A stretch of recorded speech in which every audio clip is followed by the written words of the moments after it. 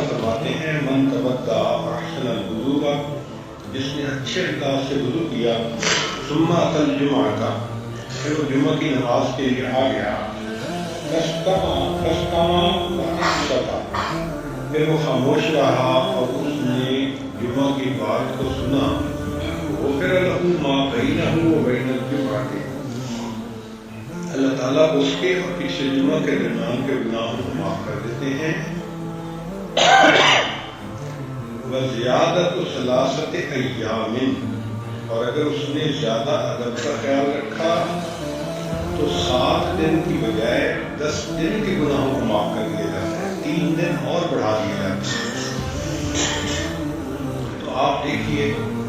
اللہ رب العزت کتنے مہربان ہیں کہ بندے کے گناہوں کو معاف کرنے کے لیے تلے ہوئے ہیں۔ جب جمعہ کی نماز ادا کر لی، اب بھاگنے والی بات نہیں، جمعہ کے بعد بھی تھوڑی دیر بیٹھیں اور اللہ کا ذکر کریں۔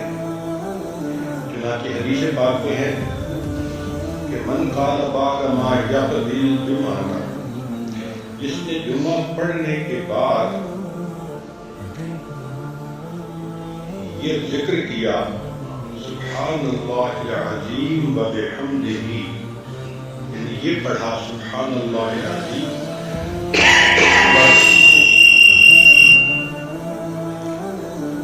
100 مرۃ،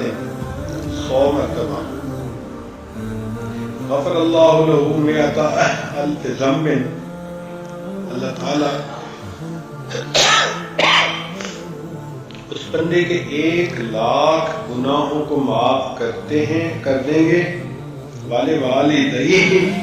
24,000 ذنب، اور ماں باپ کے بھی 24,000 گناہ معاف ہو جائیں گے۔ ذرا غور کیجئے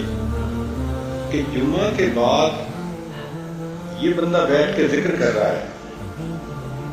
اتنا ثواب کیوں مل رہا ہے؟ اس کی لاجک یہ کہ ایک تو جمعہ کے بعد سب کو بھاگی دوڑی پڑی ہوتی ہے، رش ہو جاتا ہے جوتے نکالنے میں اور پہننے میں اور گاڑیاں نکالنے میں، تو اگر زیادہ رش ہو تو لوگوں کی تکلیف کا باعث ہوتا ہے۔ تو شریعت نے پسند کیا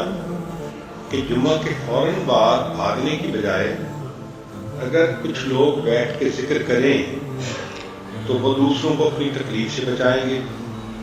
اس وجہ سے 1,00,000 گناہ معاف اور والدین کے 24,000 گناہ معاف۔ سبحان اللہ، سبحان اللہ، اللہ تعالیٰ کی کتنی مہربانی ہے۔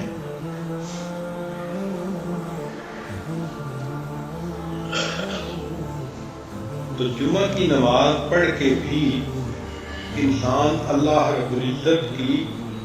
اس طرح سے جو ہے وہ ذکر کر سکتا ہے اور اپنے گناہوں کو معاف کروا سکتا ہے۔ ایک حدیث پاک میں ہے، عائشہ رضی اللہ تعالی عنہ نے روایت کیا کہ نبی اسلام نے فرمایا، من قرأ بعد صلاۃ الجمعہ، جس شخص نے نماز جمعہ کے بعد یہ 3 سورتیں پڑھیں، قل هو اللہ احد، قل اعوذ برب الفلق، قل اعوذ برب الناس 7 مرات، 7 مرتبہ، اعاذہ اللہ بہا من السوء الی الجمعۃ الاخری، تو اللہ تعالیٰ آنے والے جمعہ تک گناہوں سے اس بندے کی حفاظت فرمائیں گے۔ اب ذرا غور کیجئے کہ پچھلے گناہ بھی معاف، اور اگر جمعہ کے بعد 7 مرتبہ یہ 3 سورتیں پڑھ لیں تو اللہ تعالیٰ آئندہ جمعہ تک بھی انسان کے گناہوں سے اس کی حفاظت فرمائے گا۔ یہ کتنا بڑا اجر ہے جو اللہ رب العزت کی طرف سے اس بندے کو ملتا ہے۔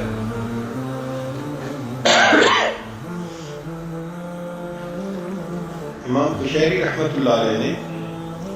اس حدیث پاک میں کچھ اضافہ کیا۔ وہ فرماتے ہیں کہ ان کو روایت یوں پہنچی کہ جو یہ 3 سورتیں 7 مرتبہ پڑھے اس کے اگلے پچھلے گناہوں کی مغفرت کر دی جائے گی، غفر له ما تقدم من ذنبه وما تأخر وأعطي من الأجر بعدد كل من آمن بالله واليوم الآخر. اور جتنے قیامت کے دن پر ایمان رکھنے والے لوگ ہوں گے ان کی تعداد کے برابر اس کو اجر عطا کیا جائے گا. اللہ اکبر کبیرہ. پھر ایک حدیث پاک میں فرمایا کہ اچھا یہ صورتیں جس طرح مرد پڑھ سکتے ہیں، عورت نے تو اپنے گھر میں ظہر کی نماز پڑھنی ہوتی ہے، تو اس کو چاہیے کہ وہ اہتمام کرے، غسل کرے، کپڑے بدلے، خوشبو لگائے، سورہ کہف بھی پڑھے، پھر بعد کی جو صورتیں ہیں، سورہ فلق ہے، الناس ہے، سورۃ الاخلاص ہے،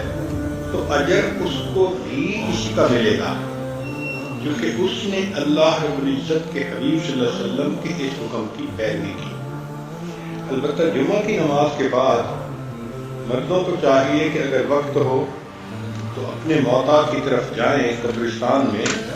اور ان کے لیے ایصال ثواب کریں. اس کے دو فائدے ہیں. ایک فائدہ تو یہ کہ جن کو ایصال ثواب کیا جائے گا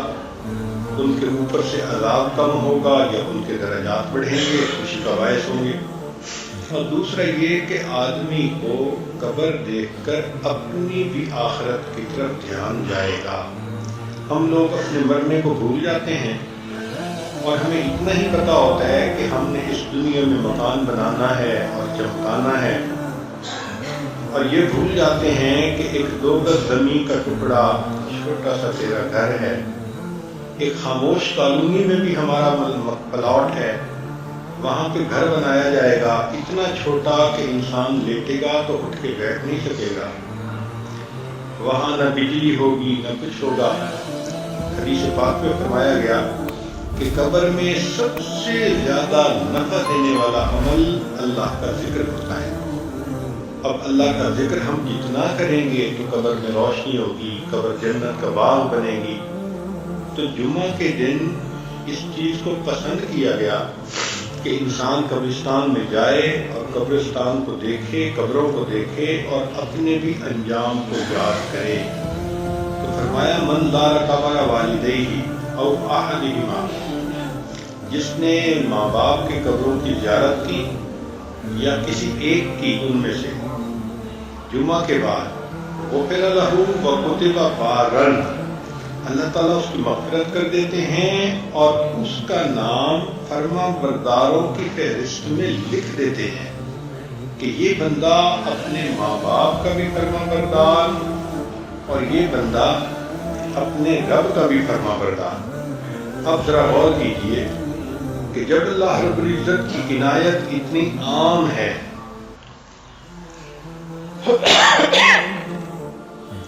تو ہمیں چاہیے کہ ہم جمعہ کے دن ان اعمال کی پابندی کریں اور اللہ تعالیٰ کی طرف سے دی ہوئی ان برکتوں کو سمیٹیں.